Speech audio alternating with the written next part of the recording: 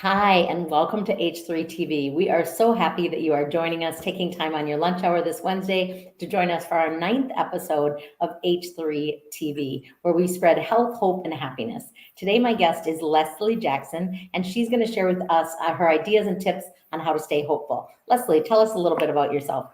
Hey, everybody. Yeah, I'm the wild and crazy one. So anybody that wants to do something wild and crazy, I'm your lady. Call me up. I'd love to do it with you. So I'm a retired race car driver, dirt track. So it's kind of loud, noisy, dirty. So I did that for 7 years, had a blast. But now I'm more into just my Corvette. And we've been doing some car rallies. So over 100 sports cars get together. We go to different tracks with our cars and have a blast with that. So that's kind of my passion. And then a few years ago, I felt God calling me to write a book.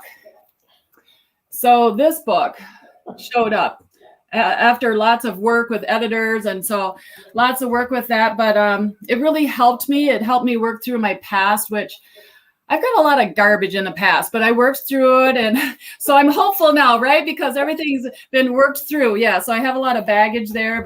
And then I wrote a second book. It's kind of hard to see here and stuff, but I wrote a second book. And the second book is a workbook. And so it kind of helps people go through the process that I went through to help heal myself from all that past pain and shame and garbage, which I think we all have a little bit to different degrees. But anyways, yeah, so that's kind of me. And grandma, mom, have dogs, live in the country. So anyways, that's a little snapshot of me. I love that, Leslie. I know that you race cars. I actually took a young man to lunch this week, and he just got back from the military. And he said, I was saying, like, what do you love or what lights you up? And he's kind of just in transition in his life. And I would love to connect you to, because he said, what makes me happy? And he is racing. Oh, and really? So I am going to connect you to. Yes, for sure. Yeah. Awesome. Thank you for that reminder. So Leslie, what are 3 to 5 things that you do to remain hopeful, to stay in hope and optimism when life is challenging? What do you do to stay hopeful? First of all, I appreciate what I have, because God has been so good. I'm like, I try not to complain at all. When things get a little bit rough, I'm like, oh, yeah, but I have a roof over my head. I have this Corvette, which I'm super thankful for. I have family. My pets are sleeping in the other room. They're all healthy. And there's so many things to be thankful for. So that's definitely my number one tip, is be thankful for what we already have. Because then I think when we appreciate what we have, we'll get more of that. But if we're always negative and all that, that's not the road to go down. So I don't encourage anybody to go down that negative road. So yeah, positive affirmations. And even, it's like, tell yourself, I've even done this before. It feels kind of weird at first, but you look in the mirror, and if there's a body part that you're not really thrilled about, like my legs are maybe a little bit bigger than I would like them to be, but you know what? I love you legs, because they walk, they, get me to places that I want to go. They, help me push the accelerator on my car and go faster.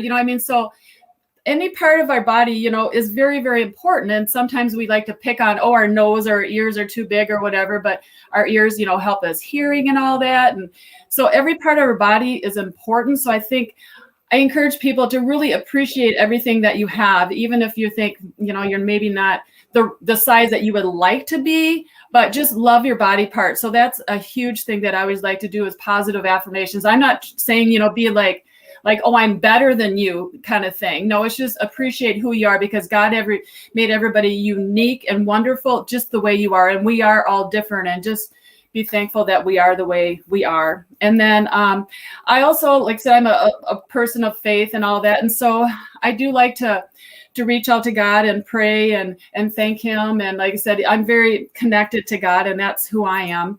And then one of my last tips is celebrate past victories. And so when you're really in a hard situation, if you look back and you're going, you know what? When I was first starting in racing, it was really, really hard. The first time cars were racing past me, and I wasn't doing so well. But then, the next race, I did a little bit better. The next race, I did a little bit better. And, I wasn't finished last. My first race that I ever raced, I finished second to last, but that's only because the car that was behind me had engine trouble, so I was kind of last, but not really, but you just keep celebrating your victories. And I came in third place, and then I came in second place, and then I did finally win, but I think if you celebrate where you've been, it helps push you forward so that you can actually win your race. So there you go. I love that. Those are all great tips. I want to take your first one. And to me, I saw 3 tips inside of that first one. So first you said, stay in gratitude, appreciate what you have. The second thing you said that I love is shift perspective. Like what we look for, we'll see. And I think that's such an important thing with staying hopeful. Shift your perspective of what you can't do to what you can do. And third is affirmation. And I think but then shift it and say, wait a minute, maybe my legs aren't as tall and thin as I want. You're taller than me. I always want to be taller. I'm font size, So I love that. Then you went on to say you have a faith. You have a faith in God and you live in that. And I always say to people, when you have a faith in something greater than yourself, and for you and I, we both share that same faith of being Christians, but when they have a faith in something greater than themselves, it relieves anxiety. They're not in charge of the whole world. Right. And then one of my favorite things to say on hope, and I love that you pointed this out, is look back to look forward. Like, remember where you came from. Remember how far you have come. Maybe you're not exactly where we want to be yet, but we have come a long way. So great. I love those answers. Sure. All right. I want to go back to kind of where you started. You used the word garbage, that you've gone through garbage. I always think we've gone through challenges. We've gone through changes. So when you have been, can you share a story, Leslie, of a time in your life when everything wasn't as hopeful as it is today? And how did you remain in hope when you were going through a challenge in a relationship or in your career or something? Can you share a story for us about that? Yeah, something that popped in my head when you said that was when my first marriage, it was just horrible. Looking out my window and seeing my husband come home in the middle of the, well, it was still dark out, but it was technically the morning. And I looked out the window and he's changing clothes in my backyard. I'm like, so it's just, there was really rough times in my first marriage. And I've had multiple marriages, so that's a whole nother story. But that time was really, really tough. And the way I got through that was actually reaching out to somebody. And so that was my mom. She was really close to me. And I think that's so important, that don't try and live it alone. You know what? There's other people that can help and they care about you. And I happen to have a mother close by, and I realize everybody doesn't have that, but you can have a close friend, there's mentors, somebody that can really understand and relate. But you want to pick someone that's going to be positive, right? So, don't pick someone that is not a positive person, because then they're just going to bring you down. So, you do want to be selective on who you really choose to sow into and ask them for their opinion. But like I said, my mom was there. And like I said, I'm actually on my 4th marriage. Don't tell anybody. Okay. So marriage has always been I've been married. Okay. I've been with my husband now for like 16 years. So, that's something to celebrate. Okay. That's a huge victory for me. So that is a huge victory. And I love, Leslie, that you went in to the story about your relationship, because what we know about our listeners is they all come from their own stories and walks of life and challenges and successes. But we know that many people are struggling in an unhealthy or unfulfilling relationship. And so I love that you reminded people, when you go through those hard things, if it's a relationship or career, but if you're in a relationship, which we know many people are hurting, many people have gone through a divorce, they have a lot of shame about it. I always want to say, that's just part of the story. Let's remove that and step into who you're meant to be. But you reminded people, look for and seek out someone who is healthy and supportive and encouraging to you. If you're blessed enough to have a family member for that, great. But if not, there are support groups, there are healthy friends out there, there are people that want to encourage you online and offline personally. So I love that. Don't walk it alone. When things get hard, a way to stay hopeful is don't walk alone. So thank you for that, Leslie. That's a great thing. Do you think that hope is a choice to be hopeful? Do you think it happens by chance or by circumstance? How do people remain hopeful? If someone's out there like, hey, I am walking through some hard stuff, Leslie, how do I get hopeful again? I personally, I'm 100%. To me, it's choice. You make a choice, because I can wake up and I can have like maybe a nightmare and wake up really crabby. But then, you know what? I can shift that. I can wake up and go, okay, I'm not going to get out of bed until I think of 10 things I'm thankful for. and then I go through all of the things that I'm thankful for. Yeah. So instantly when you open your eyes, sometimes you're feeling a little crabby, but you know what? Don't get out of bed that way.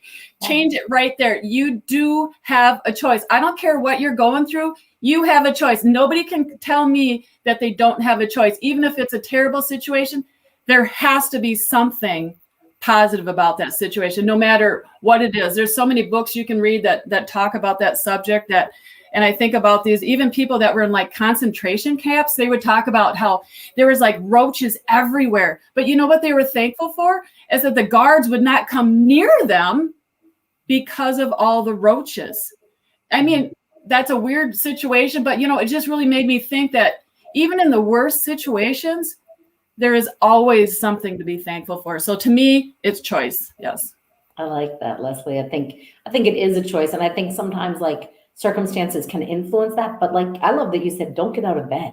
Yeah. You do have to get up. But if you just give yourself that couple extra seconds to sit back and go, wait a minute, I am not going to start my day grumpy. I'm not going to start my day negative. I love that you said, just take a few moments. Think about something positive. And it is true that even in the worst of circumstances, there are people that remain positive and hopeful and even encouraging to another person through their own struggle, right? So I love that.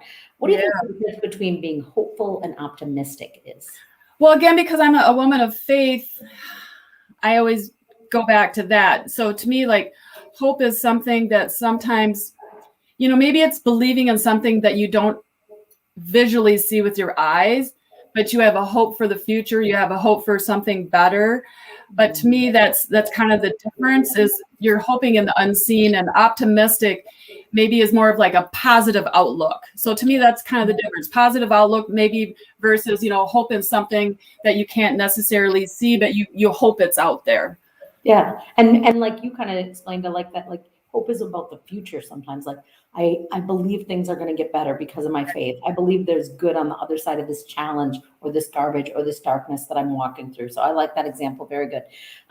What allows doubt to slip into your life and steal your hope, steal your joy? What are some of the things that do? Because we know every listener is going to relate to one of our stories here. So yeah. So a Bible verse comes to mind. It's John 10:10. The thief cometh not but for to steal and to kill and to destroy. So to me, that's definitely the darkness that steals our hope is Satan, devil, darkness, the world of, there's just so much darkness around us, but you can have the choice. Again, you have the choice to either be involved in that darkness or turn away from the darkness and go to the light, which the second part of that John 10:10 is, I, which is Jesus, come that they might have life and that they might have it more abundantly. So to me, like I said, a woman of faith, I turn my back on the devil and say, you know what, devil, you are not going to steal my joy. You're not going to steal my hope. I have hope and faith in Jesus. And so again, I know not everybody is Christians, but that's just what helps me. I love that.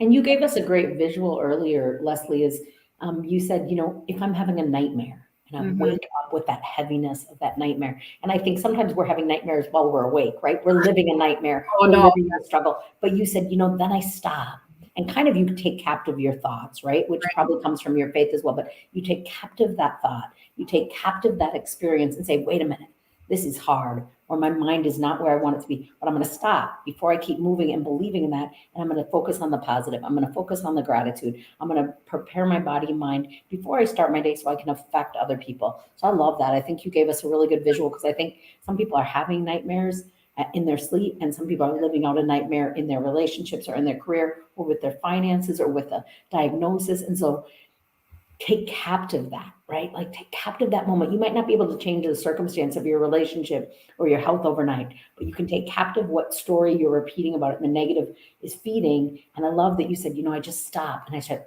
take a moment, be grateful.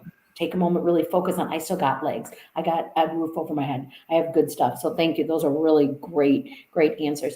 And tell me a little bit about, there's a lot going on in the world, right? We know we got a lot of listeners that are stressed and they are struggling. Yes. So I want to ask you a two-part question. I want you to tell me, what are you personally hopeful about for the future, for yourself, for your family, for your community? And then what are you professionally hopeful about for the future? Well, I know it's kind of a broken record here because I'm a Christian. So I'm going to talk about that a little bit more. So anyways, so Lady Racing was my previous company name because, like I said, I did dirt track racing for 7 years. Okay. But I felt, like I said, I really felt God calling me to write this book, and I really felt him in calling me into the ministry. And so I'm actually attending Charis Bible College, and I plan on ramping that up and being more active in the ministry. So I do have a new ministry, and it's called Sozo Love. So SOZO and then love, because sozo is a Greek word, and it means saved, healed, and delivered. And that's what Jesus did for us. And so that's my new ministry. So I'm extremely passionate about that. And I feel God leading me to help other people because I've been through quite a bit in my life. You know, there's a lot of stuff that I've been through, and it took me a long time to have the courage to share that story. But once you share the story with people, it's a freeing feeling. Then I'm like, I'm okay. You know, it's just, I always felt like I was under a cloud long time ago when I was dealing with these things. But, you know, like I said,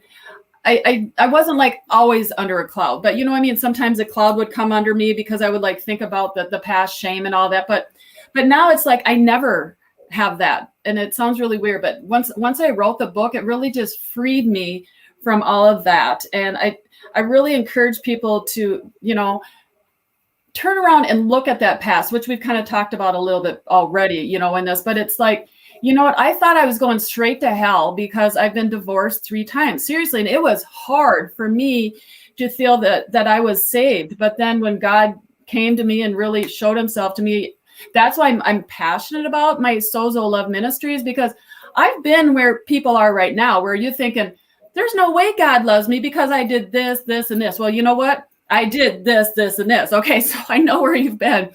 And it's just eternity. I mean, this is just temporary here. And so I want to help prepare people for the future.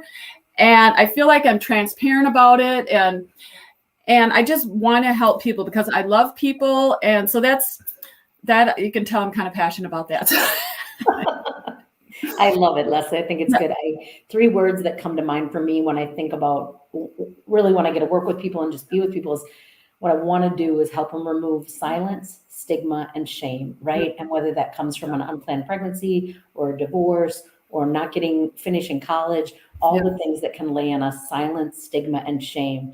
And you had that experience in your past, and now the next thing is like the truth sets you free, right? And here you are living in a new truth. And so you have so much hope. I love your passion for it because to me, passion comes out of conviction, right? Like we really believe this. We know, we don't just think this, we know this. And it's a secret we can't keep to ourselves. Because other people are living in shame and we want people to be free. And we want them to know the truth sets them free and they're valuable, no matter what their past says, that they're valuable and there's hope and there's a bright future for them. So I love what you said about that. I think it's so important. And really your answer is both, right? You are living this out personally. You've experienced it, but it's also your career, and whether you get paid or not, sometimes our career is our calling and there's not always monetary attached to that. But if we feel called to work with other people and speak this truth into other people's lives, you're helping and you're making a huge difference, and you're helping other people be set free and removed from their silence, stigma, and shame that they themselves or the world has placed on them, but is not the truth.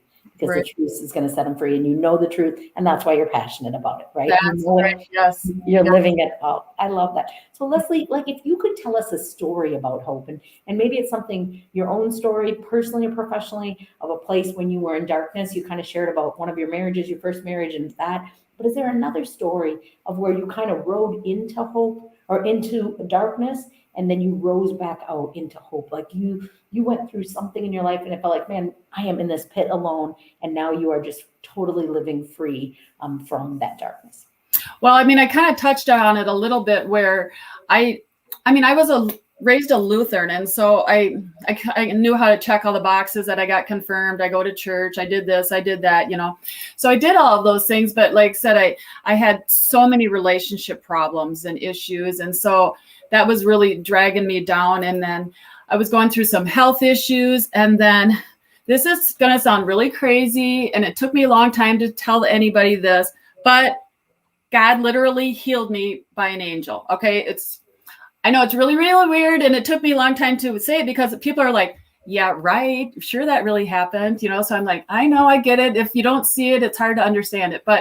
And that's really what changed my life is when I was really sick. And then all of a sudden across the room, this ball of light came to me and healed me. And then when I was reading Matthew 28 in the Bible, it talks about how after Jesus died and they put him in the tomb and then that rock was rolled up on it. And then, when the rock was moved back, right, there was an angel that sat on the top of that rock and they described the angel.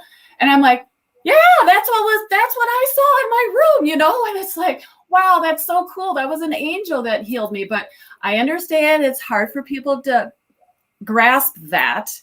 But I was healed and that totally changed my life. I mean, because right then I'm like, wow, God, you're up there, you're for real and you love me. And so that was like a huge, huge pivotal moment in my life because I didn't know if God was for real. I didn't know if he really loved me. Like I said, I thought I was going to hell because of all my divorces and everything, but that was earth shattering for me. It's like huge, huge wake up call. And then from then it was I just kind of slowly, grew closer to him. It wasn't like instantly I had all the answers. I mean, it was still a process. I would start to read the Bible more. And then, like I said, then I felt him calling me to write a book. But I mean, we're talking over like 6 years. I mean, it was a long process. And that's kind of where I'm at now is after the 6 years.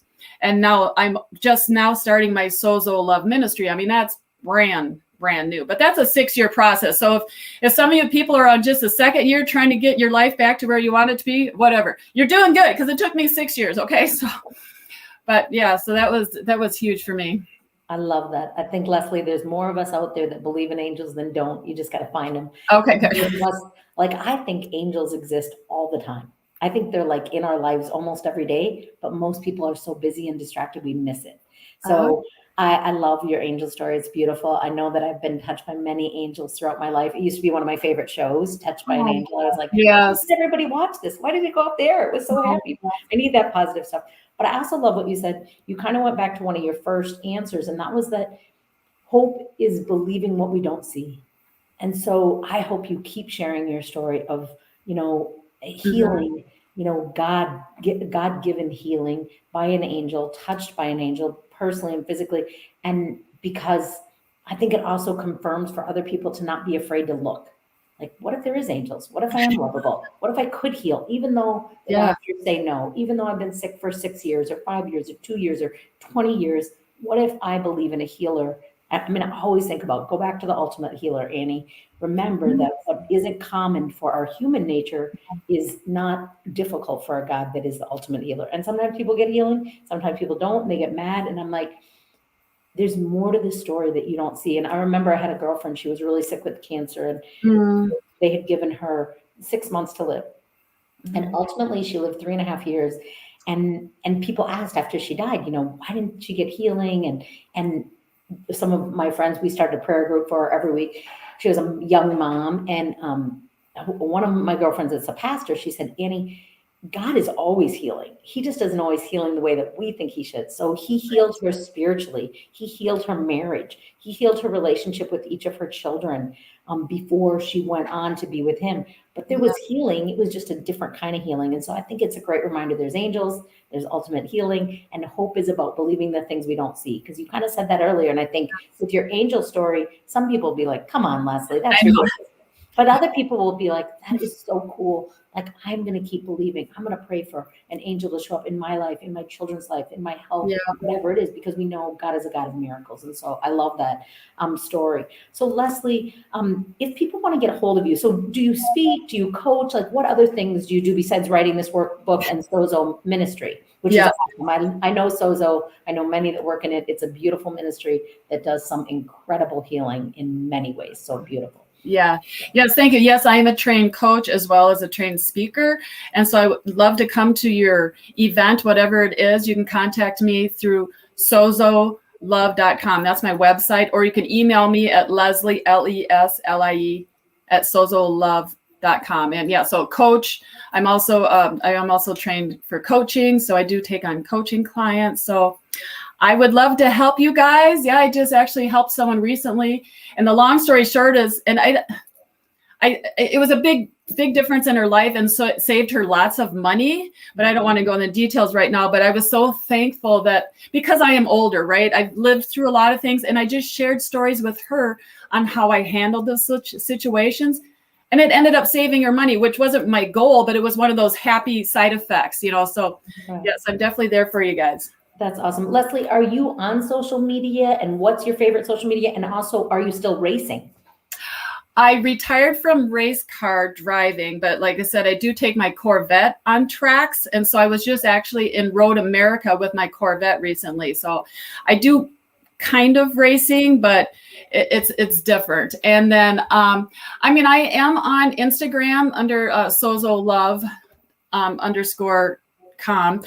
And then Facebook, I do have a author page. So yes, I'm on both of those as well. So yeah, I would love to hear from people for sure. Awesome. Thanks so much for being with me today on H3 TV, where we love to spread health, hope, and happiness in a world that could use it now, maybe more than ever. I'm Annie Meehan, and this is Leslie Jackson. We thank you for listening. Please feel free to write any questions or comments below. We will make sure to respond and get back to you with any tips. Thanks. Yeah, thank you.